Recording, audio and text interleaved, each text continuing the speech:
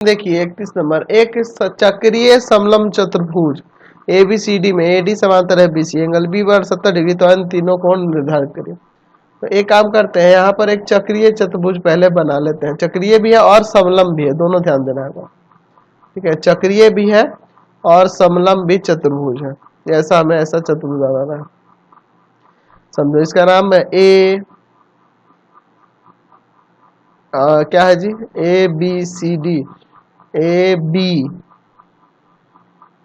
ABCD कर देते हैं, ABCD। कह रहा है कि यहाँ पर आपका जो है ना B 70 दिया है ना, तो इस तरह से नाम ऐसा लिखो ना कि आपका काम इसमें चल जाए। ठीक है, ऐसा लो नाम कि इसमें आपको लिखने में कोई दिक्कत ना हो। मैं ऊपर से लिखता हूँ ABCD।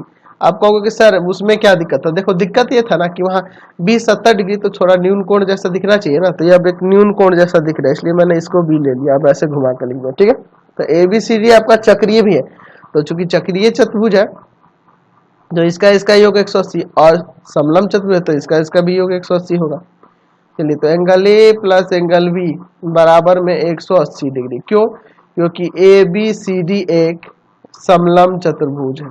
समलंब है ना जी, समलंब चतुर्भुज है, समलंब चतुर्भुज है, तो यह इन दोनों कोणों का योग 180 होगा। और ये इसके समांतर है और AD समांतर किसके है? BC के, इसलिए ऐसा हो रहा है। और ये तिर्यक रेखा का काम करेगा तो इन दोनों सम्मुख कोणों अंतः कोणों का योग 180 डिग्री हो जाएगा। तो एंगल A प्लस में B के जगह 70 बराबर 180, उधर जाके घटाएंगे 110 डिग्री आ जाएगा। चलिए, तो ये आपका 110 हो गया, 110 डिग्री। अच्छा, अभी देखो एंगल B जो है ना और एंगल D, इसका भी योग 180 होगा। कहोगे क्यों? क्योंकि देख लो ये आपका जो है चक्रीय भी है, चक्रीय चतुर्भुज है, तो चक्रीय चतुर्भुज के सम्मुख कोणों का योग 180 डिग्री नहीं होता है? चक्रीय चतुर्भुज के सम्मुख कोणों का योग, सम्मुख कोणों का योग 180 डिग्री होता है।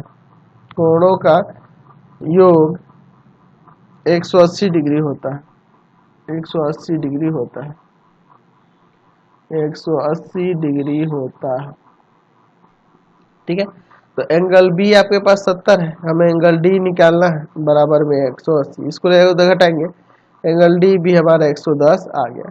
अच्छा, अभी आप फिर से लिख सकते हैं angle A plus angle C बराबर में 180, angle A plus angle C बराबर में 180। क्यों? क्योंकि चक्रीय चतुर्भुज के सम्मुख कोणों का योग 180 डिग्री होता है। ठीक है, तो A आपका 110 है और एंगल C हमें निकालना है, उधर ले जाके इसको घटा दो तो एंगल C बराबर में आ जाएगा 70 डिग्री। चलते हैं अगले क्वेश्चन पे। चलिए अगला